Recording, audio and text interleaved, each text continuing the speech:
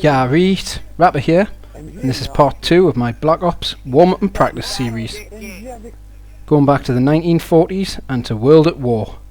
The savages send dogs to do the dirty work. Right, so playing a game of team deathmatch on this. First thing I want to discuss, as I struggle to try and mute people who won't shut up, is stink bombs, Tabun gas. I recorded a couple of games of this first, where someone kept throwing Tabun gas at their own team, throwing stink bombs at their own team. And in Black Ops, you're going to have Nova gas, which pretty much is a stink bomb, the same as Tabun gas. Nova gas, I don't know why it's called Nova gas, perhaps it's like a Vauxhall Nova, like its namesake, the Vauxhall Nova, and perhaps it's going to be like that because it'll be used by chavs and probably give off the same amount of pollution, just like a Vauxhall Nova.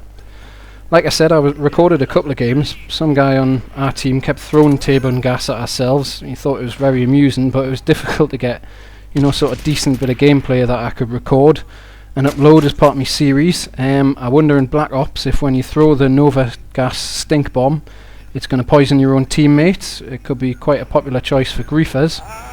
Yeah, you start with 2 of them. So, it's going to cause quite a bit of problem. It probably can be quite a useful thing. Mute him.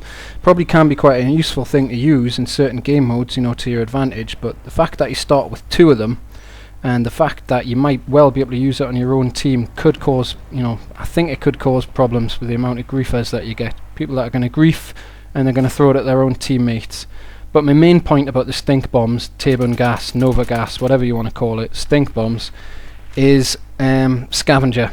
So you combine scavenger and the Tabun gas, Nova gas, stink bombs, you can pick up 2 stink bombs every time you kill someone. So in certain objective based games, HQ, demolition, perhaps even sabotage, you're going to have people that are throwing quite a lot of these stink bombs around, and that could end up being quite irritating. So we'll see how it pans out with the Nova gas, the stink bombs, but it's a tricky one to call. Playing World at War, it played pretty similar to how it used to play. I had to turn the sensitivity up a little bit. Treyarch used the Infinity Ward 4.0 engine pretty similarly. In this situation here, I come one-on-one with this guy. It's a little bit of Juggernoob. There's not going to be any Juggernoob in it. The weapons were the biggest letdown in World at War, I think. The thing that let it down overall wasn't the maps, wasn't the gameplay. It was probably the lack of weapons, the lack of inventive weapons. So, having seen the lists for Black Ops, it does look like there is a selection of decent weapons in it, and it could turn out to be quite good, sort of thing.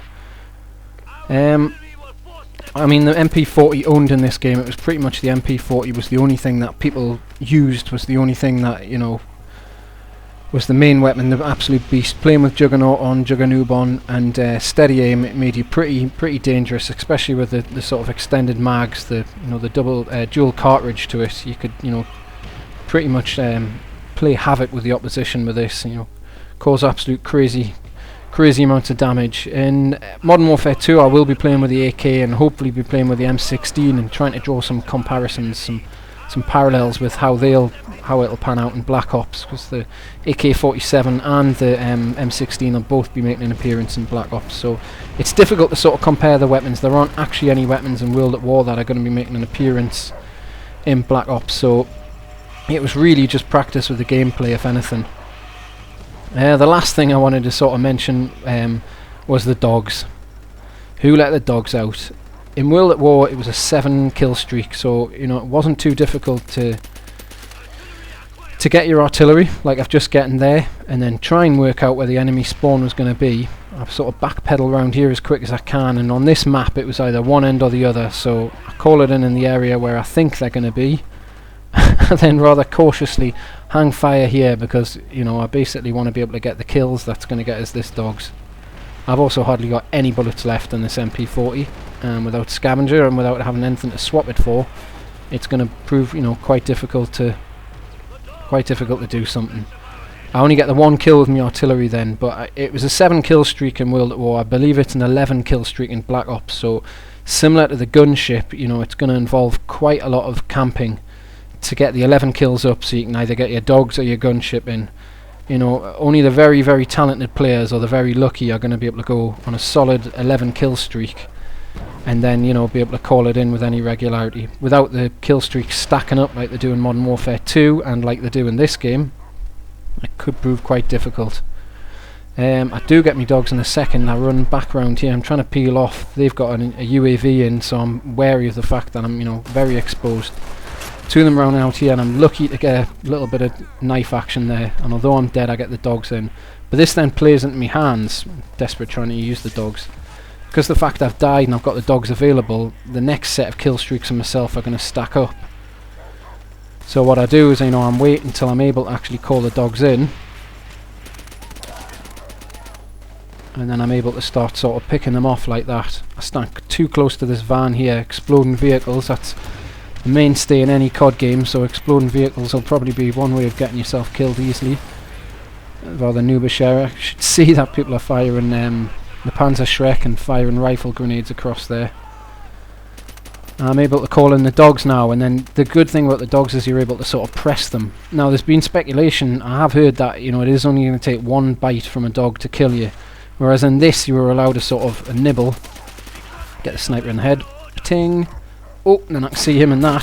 Quickly do a fast trip. Have some of that. The dog as well. I mean, is it going to take 2 bites? Is it going to take 1.5? Are you going to find yourself hounded like you did in World at War, where you're, you know, hounded back up into a corner? See, I've got my recon off this, and then they're out there, and dog jumps through the window and gets him, and then before I know it, I've gone from artillery to dogs again.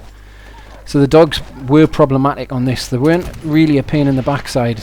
Particularly on War and HQ, they might have been, you know, quite difficult to sort of get around, but we'll see what kind of an appearance they make in Black Ops. If it is only 1 bite, you know, and it doesn't take a great deal for a dog to take you down, then they could, you know, end up being a thing that a lot of people use in the game and could cause us problems, kind of thing. There's not a lot else in World at War that I think is going to feature, you know, other than it being the same game engine. Treyarch, you know, the Tabun gas, the stink bombs, the Nova gas, the dogs. There are some similarities you can draw, you know, between this World at War and Black Ops. I wonder how it'll pan out in the long run. I mean, only time will tell, really. I hope you're enjoying this series. There is one more part to come with it. Don't do particularly well towards the end of this game because I'm kind of running around like a headless chicken trying to find them. I did find that, you know, there was quite a lot of people playing badly, you know, in the few games that I played. Other than getting stink bombed off my own team, you know, the standard of people playing on this game wasn't very high, so I wonder how many people are actually using World at War and, you know, like in the other part, using COD 4 as some sort of a warm-up to Black Ops, you know, to give yourself the best possible edge for when the game comes out. I'll sum it up in a conclusion in my last part when I play Modern Warfare 2, because I'm still kind of making my mind up what's the best thing to do.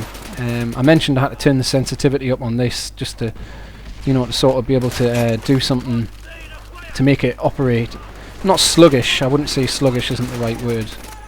The dogs are still wreaking havoc, you know, it's still easy to get a UAV and to stack them up, but it'll be different, I think, with the dogs. The fact the kill streaks won't stack up in Black Ops, so, you know, unless you're really fond of getting the doggies out, we'll see what happens. Anyway, good victory, that one. Did actually manage to sort of exercise some of my 10th prestige over the other team. This is Rapper and his Black Ops series warm up and practice. See yous later.